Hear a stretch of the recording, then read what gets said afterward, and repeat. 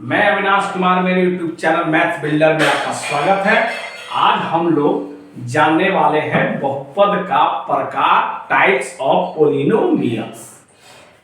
इसमें कंफ्यूजन यह होता है कि हम यह नहीं पकड़ पाते हैं कि यह बहुपद किस आधार पर है और इसका नाम क्या रखा जाना चाहिए।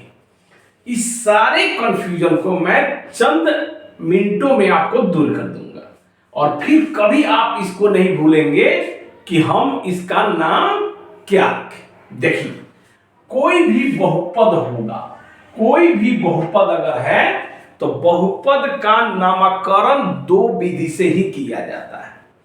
एक घात के आधार पर किया जाता है, पावर के बेसिस पर, और एक टर्म यानी पद के आधार पर किया जाता है। दो ही तरीका है नाम रखने का, और आज हम दोनों तरीका को बहुत ही सरल विधि से एग्जाम्पल के साथ देखेंगे। ठीक है, चलिए शुरू करते हैं। सबसे पहले जब हमको घात के आधार पर देखना है तो क्या करेंगे, और पद के आधार पर देखना है तब क्या करेंगे। यही मेन मुद्दा है। आपको ध्यान यही देना है कि अगर हमको घात के आधार पर देखना है तब क्या करें, और पद के आधार पर देखना है तब क्या करें। इसका दो चरण है। एक चरण, अगर घात के आधार पर देखेंगे तो पद को ध्यान में मत रखिए, आप पद के आधार पर देखेंगे तो घात को ध्यान में न रखें। ठीक है, तो पहले घात के आधार पर हम जानने का शुरुआत करते हैं। बहुपद, यह भी एक बहुपद है, ये भी एक बहुपद है, ये भी एक बहुपद है, यह भी एक बहुपद है, और यह भी एक बहुपद है। बहुपद की पहचान यही था कि घात जो है पूर्ण संख्या में होना चाहिए, बस इतना ही मतलब है। इसका घात देखिए, चर का घात एक है, इसमें चर तो है नहीं, इसका घात शून्य है। तो एक और जीरो दोनों पूर्ण संख्या है, यहाँ दो है, यहाँ एक है, फिर यहाँ जीरो है, तो दो एक और जीरो यह भी एक पूर्ण संख्या है। तीन दो एक जीरो यह भी पूर्ण संख्या है, इसमें तो है ही नहीं, तो जीरो जीरो भी एक पूर्ण संख्या है। x का पावर 5 और यहाँ नहीं है x, तो x का पावर 0 है, यानी 5 और 0 यह भी एक पूर्ण संख्या। तो बहुपद पहचानने का सिंपल तरीका है कि घात जो है पूर्ण संख्या होना चाहिए। तो बहुपद की पहचान का हो गया। अब इसमें देखना है कि n का वैल्यू कितना है। n मतलब अधिकतम घात। तो इसमें घात जो है, चर का घात इसमें 0 है, इसमें 1 है, तो सबसे ज्यादा 1 हो गया। ठीक है, इसमें घात 2 है, इसमें चर का घात 1 है, इसमें नहीं है चर तो 0 है, तो इसमें घात सबसे ज्यादा हो गया 2। इसमें घात 3 है, इसमें 2 है, इसमें 1 है, इसमें 0, तो सबसे ज्यादा हो गया 3। इसमें तो है ही नहीं, x है नहीं, यानी चर नहीं है, वो चर का घात देखना है, तो नहीं है तो 0। इसमें सबसे ज्यादा घात कितना हो गया 5। अब आप घात देख लीजिए, तो घात देख लीजिए, अगर 1 है तो इसका नाम पड़ेगा रैखिक बहुपद। याद रख जाइए, एक घात वाले बहुपद का नाम क्या पड़ेगा, रैखिक बहुपद। द्विघात वाले का नाम पड़ेगा द्विघात, द्विघात बहुपद। 3 का पड़ेगा त्रिघात, त्रिघात बहुपद। 0 है तो शून्य घात बहुपद, शून्य घात बहुपद। 5 है तो पंचघात बहुपद, पंचघात बहुपद। नाम सिर्फ ये नंबर अगर आपको ढूंढने आ गया तो नाम में कोई प्रॉब्लम नहीं है। रैखिक मतलब होता है 1, द्विघात का मतलब होता है 2, त्रिघात का मतलब 3, शून्य घात का मतलब 0, पंचघात का मतलब 5। 4 घात रहेगा तो चतुर्थ घात होगा। तो घात के आधार पर आपने नाम रख लिया, लेकिन हम नाम से या घात की संख्या से हम यह पता कर सकते हैं कि शून्यक कौ है।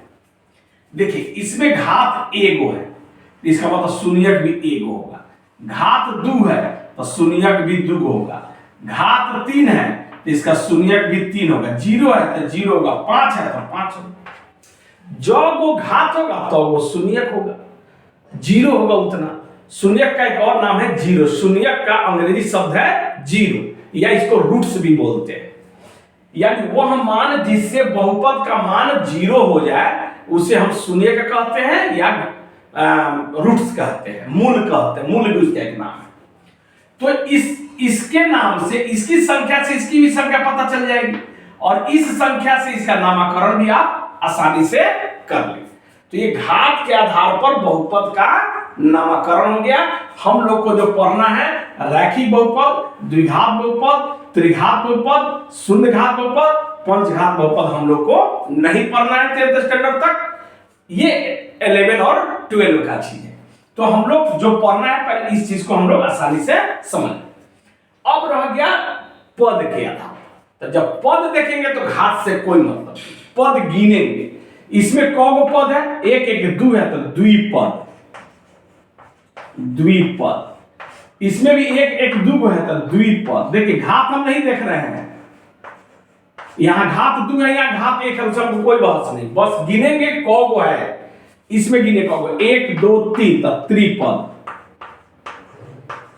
इसमें एक एक है लेकिन घात 3 है, तो अगर घात के आधार पर देखेंगे तो त्रिघात बहुपद हो जाएगा। एक एक है तो क्या फर्क पड़ता है, कोई दिक्कत नहीं।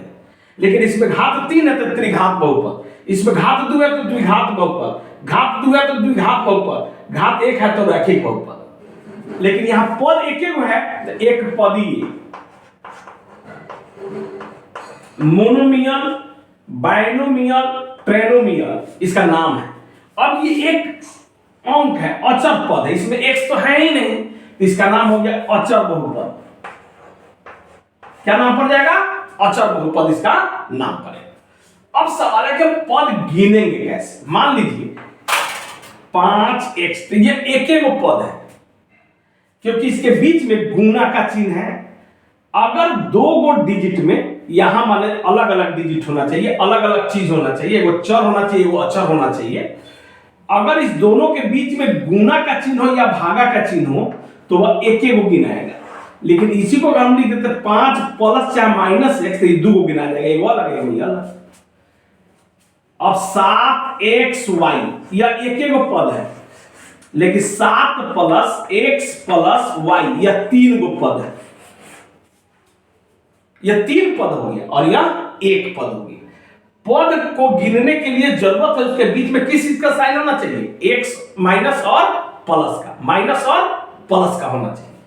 लेकिन अगर गुना और भागा का हो तो एक ही पद में गिना जाता है।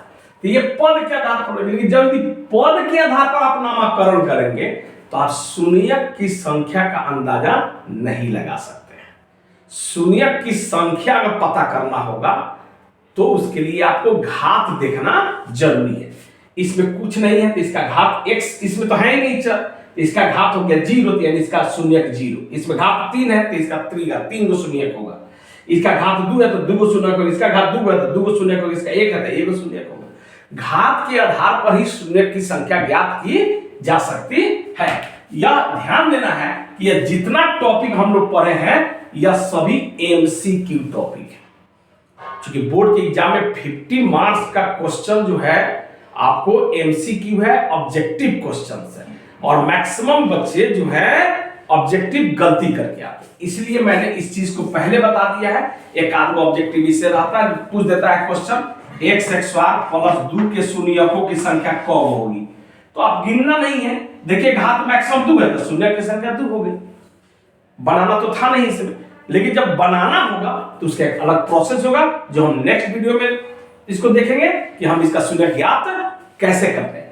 अगर आप इस चैनल पर नए हैं तो सबसे पहले इसको सब्सक्राइब कीजिए, लाइक कीजिए, शेयर कीजिए, और अगर वीडियो अच्छी लगे तो नेक्स्ट वीडियो को भी वॉच कीजिए। जय हिंद।